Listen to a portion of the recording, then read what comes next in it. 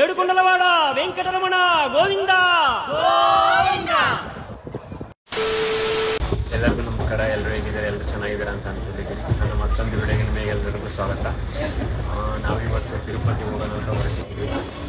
Already ನಾವು ಟ್ರೈನಲ್ಲಿದ್ದೀವಿ, 11:30 ಟ್ರೈನಲ್ಲಿದ್ದೀವಿ. Sleeper coach book ಈ video ಮಾಡ್ತಾರೆ ಏನು ಅಂದರೆ, ನೀವೇನಾದ್ರು ಬಜೆಟಲ್ಲಿ ಟ್ರಾವೆಲ್ ಮಾಡೋದಾದರೆ, ನಿಮ್ಮ ಫ್ರೆಂಡ್ಸ್ ಜೊತೆ ಏನಾದ್ರು ಟ್ರಾವೆಲ್ ಮಾಡೋದಾದರೆ ಎಷ್ಟೆಷ್ಟು ಬಜೆಟ್ ಖರ್ಚಾಗುತ್ತೆ, ಅಂದರೆ ಲೋ ಬಜೆಟಲ್ಲಿ ಎಷ್ಟೆಷ್ಟು ಏನಂತ ಎಲ್ಲ ಈ ವಿಡಿಯೋದಲ್ಲಿ ಹೇಳೋಕ್ಕೆ ಟ್ರೈ ಮಾಡ್ತೀನಿ. ಮತ್ತು ಎಂಟರ್ಟೈನ್ಮೆಂಟಾಗೂ ಇರುತ್ತೆ. ಈ ವಿಡಿಯೋ ಫುಲ್ ನೋಡಿ, ಎಲ್ಲೂ ಸ್ಕಿಪ್ ಮಾಡ್ಕೊಳ್ಕೋಬೇಡಿ. ನಾವು ಆ್ಯಕ್ಚುಲಿ ಸ್ಲೀಪರ್ ಕೋಚ್ ಬುಕ್ ಮಾಡಿದ್ದು ಯಾವ್ಯಾವ ಥರ ಇದೆ ಅಂತ ತೋರಿಸ್ತೀನಿ. ಟ್ರೈನಲ್ಲಿ ಎಷ್ಟೆಷ್ಟು ಜನ ಬಂದಿದೆ ಅಂತ ತೋರಿಸ್ತೀವಿ, ನೋಡೋಣ ಅಂತ ಇದ್ದೀವಿ. ಸುಂದರ ಎಷ್ಟೆಷ್ಟು ಜನ ಬಂದಿದೆ ನೋಡಿ. ನಾವು ಕರೆಕ್ಟಾಗಿ 5 ಜನ ಬಂದು 6 ಜನ ಆ್ಯಕ್ಚುಲಿ. ಒಬ್ಬ ಮಿಸ್ ಆಗಿಬಿಟ್ಟಿದ್ದಾನೆ, ಒಬ್ಬ ಮಿಸ್ ಆಗಿದ್ದಾನೆ ಪಾಪ. ಬಸ್ಸಿಗೆ ಬರೋಕ್ಕಂತ ಹೇಳಿದ್ದೀವಿ. ಈಗ ಟೋಟಲಿಗೆ ಎಷ್ಟೆಷ್ಟು ಜನ ಬಂದಿದ್ದೀರಿ ನೋಡಿ. ಲಾಗಲೆಲ್ಲ ನೋಡಿ. ಈ ಪಿಗರ್ ಎಲ್ಲೋ ನೋಡ್ದಂಗ ಐತಲ್ಲ, ನಂಗೂ ಹಂಗೆ ಅನ್ನಿಸ್ತಾ ಐತೆ. ಇವನ ಹೆಸರು ಚೇತನ್ ಸಿಪ್ಪಿ, ಇವನ ಹೆಸರು ಚೇತು, ಅವನ ಹೆಸರು ಲಿಂಗೇಶ್, ಇವನ ಹೆಸರು ವಿಕ್ರಮ್. ಬಟ್ಟೆ ಜಿತ್ತಿ ಅಂತ ಎಲ್ಲ ರೆಡಿಯಾಗಿ ನಾವು ತಿನ್ನಕ್ಕೆ ನಮ್ಮ ಮುಂದೆ ಬಿಟ್ಟೆ ತಿಂತಾವನೆ ಆ್ಯಕ್ಚುಲಿ. ದೇವ್ರು ನಿಂಗೆ ಒಳ್ಳೇದು ಮಾಡ್ತದ.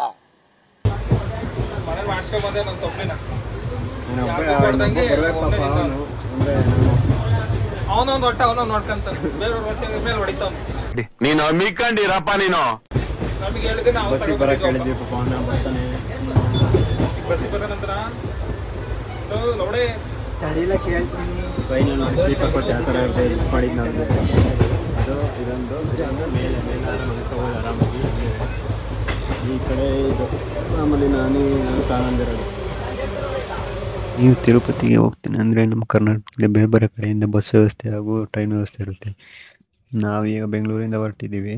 ಬೆಂಗಳೂರಿಂದ ಹೇಗೆ ಹೋಗೋದು ಅಂತ ಹೇಳ್ತೀನಿ ಬನ್ನಿ. ಮೊದಲು ನೀವು ತಿರುಪತಿ ಹೋಗ್ತೀನಿ ಅಂದರೆ ಮುಂಚೆನೇ ಟಿಕೆಟ್ ಬುಕ್ ಮಾಡ್ಕೊಳ್ಬೇಕಾಗುತ್ತೆ. ಆವಾಗ ಬುಕ್ ಮಾಡಿದ್ರೆ ನಿಮಗೆ ಆರಾಮಾಗಿ ಟಿಕೆಟ್ ಸಿಗುತ್ತೆ. ಅಂದರೆ ಸ್ಲೀಪರ್ ಕೋಚು, ಇಲ್ಲಾಂದರೆ AC ಬೇಕಾದರೆ AC ಸಿಗುತ್ತೆ. ಒಬ್ಬರಿಗೆ ಟ್ರೈನ್ ಟಿಕೆಟ್ ಎಷ್ಟಿರುತ್ತೆ ಅಂದರೆ 240, 250, 230 ಸಮಥಿಂಗ್ ಹೀಗಿರುತ್ತೆ. ಮಿನಿಮಮ್ ನೀವು 250 ಇಟ್ಕೊಳ್ಳಿ. ಇದು ಸ್ಲೀಪರ್ ಕೋಚ್ ಬುಕ್ ಮಾಡಿದ್ರೆ ಮಾತ್ರ. AC ಬೇಕಾದರೆ ಸ್ವಲ್ಪ ಜಾಸ್ತಿ ಪೇ ಮಾಡಬೇಕಾಗುತ್ತೆ. ನಿಮಗೆ ಬೆಂಗಳೂರಲ್ಲಿ SMVT ರೈಲ್ವೆ ಸ್ಟೇಷನಿಂದ ಡೈಲಿ ಟ್ರೈನ್ಸ್ಗಳಿರುತ್ತೆ. ಟ್ರೈನ್ ಲೀಸ್ಟ್ಗಳು ಹಾಕಿದ್ದೀನಿ, ನೋಡ್ಬೋದು. ನಿಮಗೆ ಯಾವ ಟೈಮ್ ಸರಿ ಆಗುತ್ತೆ ಆವಾಗ ಬುಕ್ ಮಾಡ್ಕೋಬೋದು. ನಾವು ಬಂದು ಬೆಳಗ್ಗೆ 11:30 ಟ್ರೈನ್ ಬುಕ್ ಮಾಡಿದ್ದು. ಟ್ರೈನ್ ನೇಮ್ ಬಂದುಬಿಟ್ಟು ಶೇಷಾದ್ರಿ ಎಕ್ಸ್ಪ್ರೆಸ್ ಅಂತ. ಈ ಟ್ರೈನ್ ಬಂದು ಈವ್ನಿಂಗ್ 5:30ಗೆ ಹೋಗಿ ತಲುಪುತ್ತೆ. ಡಿಸ್ಟೆನ್ಸ್ ಬಂದು ನಿಮಗೆ 328 ಕಿಲೋಮೀಟರ್ ಆಗುತ್ತೆ. ಅಂದರೆ ಬೆಂಗಳೂರಿಂದ ತಿರುಪತಿಗೆ ಒಂದು 5.5 ಅವರ್ಸು ಇಲ್ಲ ಅಂದರೆ 6 ಅವರ್ಸು ಜರ್ನಿ ಆಗ್ಬೋದು. ನೀವು ಬಸ್ಸಲ್ಲಿ ಕೂಡ ಬರ್ಬೋದು. ಬೆಂಗಳೂರಿಂದ ಡೈರೆಕ್ಟಾಗಿ ತಿರುಪತಿಗೆ ಬಸ್ ಇರ್ತವೆ ಮತ್ತು ಪ್ಯಾಕೇಜಸ್ ಕೂಡ ಇರ್ತವೆ. ಅವರೇ ಕರ್ಕೊಂಬಂದುಬಿಡ್ತಾರೆ, ಅವರೇ ಹೋಗ್ತಾರೆ. ಇದನ್ನು ಬೇಕಾದರೂ ನೀವು ಬುಕ್ ಮಾಡ್ಕೋಬೋದು. ಬಸ್ಸಲ್ಲಿ ಬಂದರೆ ಸುಮಾರು ಒಂದು 6 to 6.5 ಅವರ್ ಆಗುತ್ತೆ. ಸ್ವಲ್ಪ ಅಮೌಂಟು ಜಾಸ್ತಿ ಆಗ್ಬೋದು ಅಷ್ಟೇ. ನನ್ನ ಪ್ರಕಾರ ನೀವು ಟ್ರೈನಲ್ಲಿ ಬರೋದೇ ಬೆಟರ್ ಅನಿಸುತ್ತೆ. ರೈಲ್ವೆ ಸ್ಟೇಷನಿಂದ ಹಾಗೆ ಸ್ವಲ್ಪ ದೂರ ನಡ್ಕೊಬಂದ್ವಿ. ಎಲ್ಲರೂ ಊಟ ಮಾಡೋಣ ಅಂತ ಹೋಗ್ತಾ ಇದ್ದೀವಿ.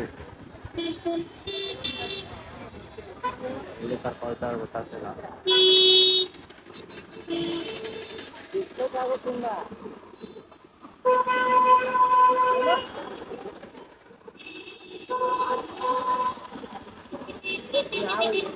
ರೈಲ್ವೆ ಸ್ಟೇಷನ್ ಇದ್ದೀವಿ ಅಲ್ಲಯ್ಯ. ಇಲ್ಲಿಂದ ಡೈರೆಕ್ಟ್ ಇದಾವೆ ಬೇಕಲ್ಲ. ಅಲ್ಲಿಗೆ ಬೆಟ್ಟಕ್ಕಿಂತ ಬಂದಿಲ್ಲ, ಬೆಟ್ಟಕ್ಕೆ ಇದ್ದಿದ್ದಾವೆ. ಇದಕ್ಕೆ ಹೋಗ್ಬೇಕು ಬೆಟ್ಟಕ್ಕೆ ಅಷ್ಟೇ. ತಿರುಪತಿ ಅಲ್ಲಿಗೆ ಬಂದರೆ ನಾವು ಹೋಗೋದಲ್ಲ. ನೀನು ಅದಕ್ಕೆ ಬಂದು ಫೋನ್ ಮಾಡು, ನೀನು ಕರೆಕ್ಟಾಗಿ ಅಲ್ಲೇ ಇಳಿಕೆ ಏನು ಅಂತ ಕೇಳ್ದಾ? ಅಲ್ಲಿ ಇಳ್ದು ಅಲ್ಲೇ ಇಳಿಕೆ ಹೆಂಗೆ ಫೋನ್ ಮಾಡು, ಹೇಳ್ಬಿಟ್ಟು ಫೋನ್ ಮಾಡು. ಅಲ್ಲೇ ಅದ್ರ ಊಟ ಮಾಡ್ಕೊಂಡು ಆಟ ತಂದು ನಡಿ. ಊಟ ಮಾಡೋ ಹೊತ್ತಿಗೆ ಅವ್ನು ಬರ್ತಾನೆ. ಅದೇ ಇಲ್ಲಿಗೆ ಬರಲ್ಲ ಬಸ್ಸು. ನಾವು ಇಲ್ಲಿಂದ ಹಚ್ಚೋದು, ಅವ್ನು ಅಲ್ಲಿಗೆ ಹಚ್ಚೊಳಗೆ ಬರ್ತಾನೆ ಅಂತ. ಇಲ್ಲೇ ಐತಲ್ಲ ಜಯಂತ್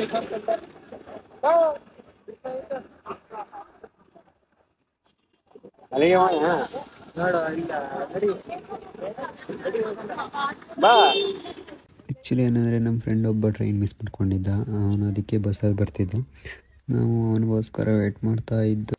ಬರೋ ಗಂಟೆ ಇನ್ನೇನು ಮಾಡೋದು ಅಂತ ಮಧ್ಯಾಹ್ನ ಊಟ ಮಾಡಿರಲಿಲ್ಲ ಅಂತ ಊಟ ಮಾಡೋಣ ಅಂತ ಹೋಟ್ಲಿಗೆ ಹೋದ್ವಿ. 3 ಇಡ್ಲಿ ವಡ 3 ಪ್ಲೇಟು.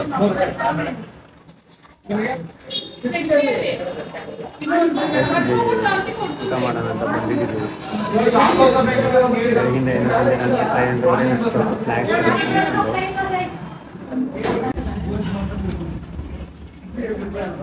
ಬರೀ ದೋಸೆ ಇಡ್ಲಿ ಪಲಾವ್ ಗಿಲ್ಲ ಎಣ್ಣೆ ಕೊಬ್ಬರಿ ಮಾಡ್ತಾರೆ. ಚೆನ್ನಾಗಿರಲ್ಲ ಟೇಸ್ಟ್. ಕೊಬ್ಬರಿ ಮಾಡ್ತಾರೆ ಅಂತ ಬಂದು ಹೇಳಿದ್ರು. ವೆರೈಟಿ ಆಫ್ ದೋಸೆ ಮಾಡ್ಬೇಕಾ? ಆನಿಯನ್ ದೋಸೆ, ಕರ್ಮ್ ದೋಸೆ, ಪ್ಲೇನ್ ದೋಸೆ, ಸೆಟ್ ದೋಸೆ, ಮಸಾಲೆ ದೋಸೆ, ಮೂಗ್ ದೋಸೆ, ಬರೀ ದೋಸೆ ದೋಸೆ ದೋಸೆ. ನಮಗೆಲ್ಲ ಗೊತ್ತಾಗೋಯ್ತು. ಬರೀ ಹಿಟ್ಟನ್ನೇ ಮಾಡಿರ್ತಾರೆ. ಕನ್ನಡ ಗೊತ್ತಿರೋ ಇರಬೇಕು ಎಂತ ಹೊಡಿತಾರೆ.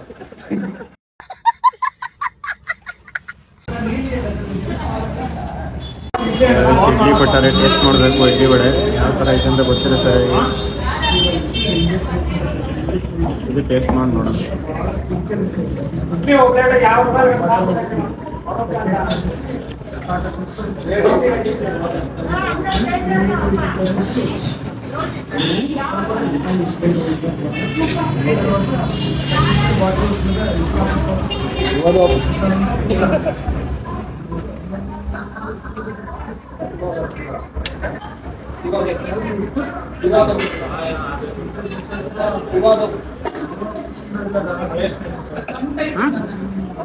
ಐತೆ ಇವತ್ತು ಅಂದ್ರೆ ಫಿಲ್ಮ್ಗಳಿಲ್ವಾ? ಒಡಣಂದು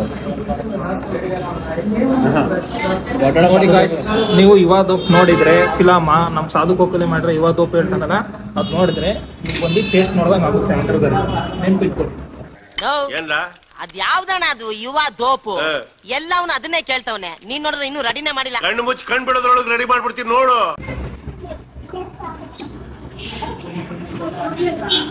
ಪರವಾಗಿಲ್ಲ.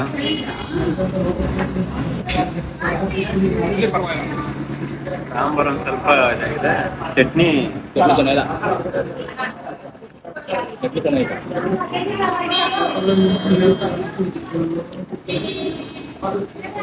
ವಡೆ ಅಷ್ಟೇ.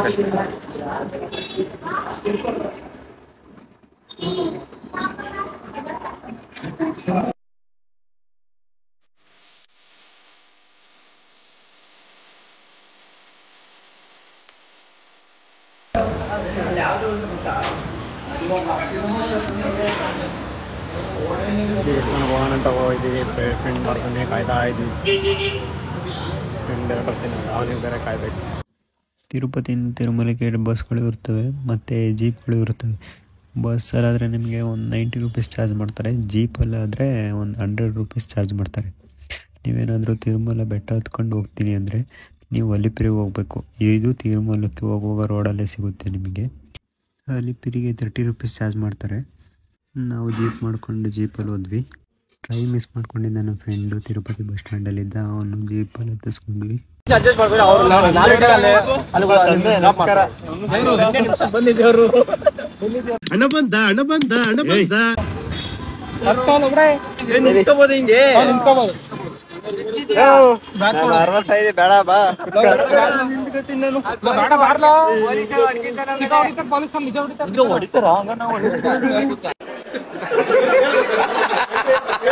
ಎಲ್ಲರೂ ಬೇರೆ ತಗ್ಬಿಟ್ಟು ಬಂದ್ರೆ ಸಾಟ್ವೆ ಚಿಗಾಮಿಗ ಕೂತ್ಕೊಂಡ್ ನನ್ ಶ್ರವಣ ಹೋಟ್ಲ್ ಅಂತ ಹೇಳ್ದೆ ತಾನೆ.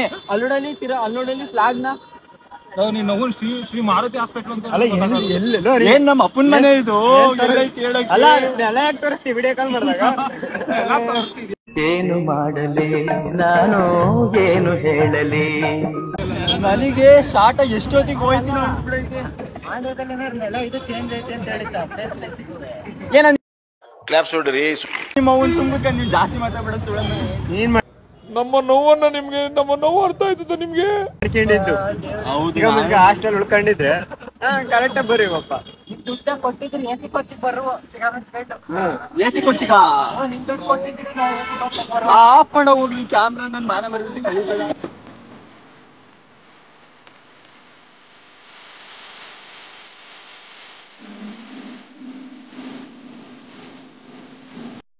ಈ ಬೆಟ್ಟ ಹತ್ತಕ್ಕೂ ಮುಂಚೆ ನೀವು ತಂದಿರೋ ಲಗೇಜು ಮತ್ತು ಸ್ಲಿಪ್ಪರೆಲ್ಲನೂ ಇಡಬೇಕು ಅಂದರೆ ಅಲ್ಲೇ ಫ್ರೀಯಾಗಿ ಲಗೇಜ್ ಕೌಂಟರ್ ಇರುತ್ತೆ. ನೀವು ಆರಾಮಾಗಿ ಫ್ರೀಯಾಗಿ ಅಲ್ಲಿ ಕೊಟ್ಬಿಟ್ಟು ಅವ್ರು ನಿಮಗೆ ಒಂದು ಸ್ಲಿಪ್ ಕೊಡ್ತಾರೆ.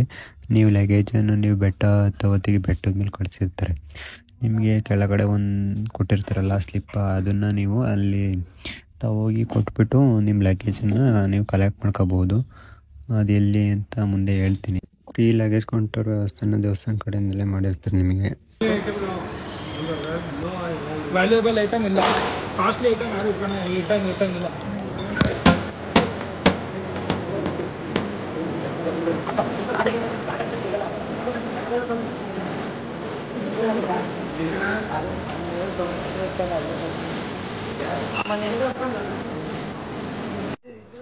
ನಾವು ನಮ್ಮ ಲಗೇಜ್ ಕೊಟ್ಬಿಟ್ಟು ಬೆಟ್ಟ ಹತ್ತೋಣಂತ ಹೊರಟ್ವಿ. ಬೆಟ್ಟ ಹತ್ತಕ್ಕೆ ಬಂದಿರೋ ಭಕ್ತರು ಬೆಟ್ಟ ಹತ್ತೋಕ್ಕಿಂತ ಮುಂಚೆ ಇಲ್ಲಿ ಬಂದು ಕಾಯಿ ಹೊಡೆದು ಕರ್ಪೂರ ಹಚ್ಚಿ ನಮಸ್ಕಾರ ಮಾಡಿಕೊಂಡು ಬೆಟ್ಟ ಹತ್ತಕ್ಕೆ ಶುರು ಮಾಡ್ತಾರೆ.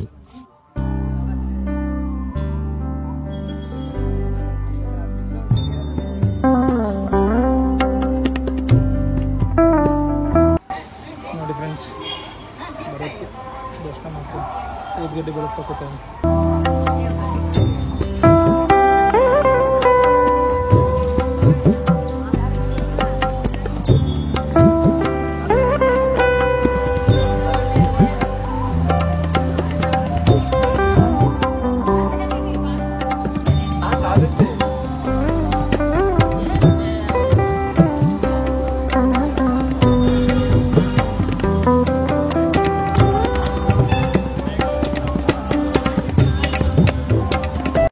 ಪೂಜೆ ಮಾಡಿಬಿಟ್ಟು ಬೆಟ್ಟ ಹತ್ತೋಣಂತ ಹೊರಟ್ವಿ. ಹಾಗೆ ಮುಂದೆ ಹೋದರೆ ದೀರ್ಘದಂಡ ನಮಸ್ಕಾರ ಮಾಡಿಕೊಂಡು ಬೆಟ್ಟ ಹತ್ತಕ್ಕೆ ಶುರು ಮಾಡ್ತಾರೆ ಎಲ್ಲರೂ.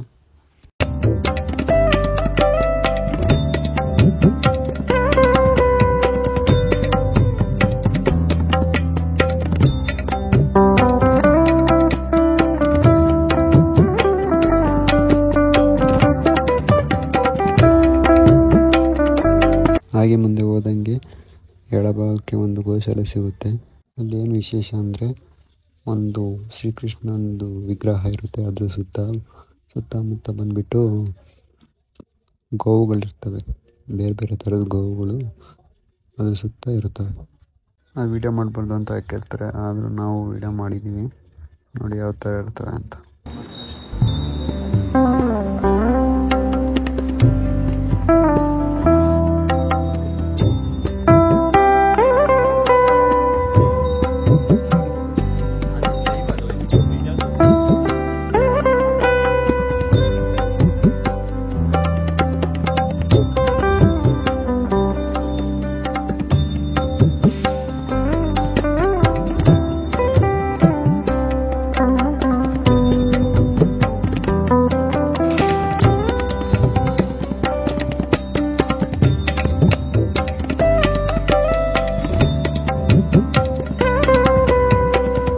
ಗೋಶಾಲೆ ನೋಡಿಕೊಂಡು ಹಾಗೆ ಮುಂದೆ ಹೋದ್ವು.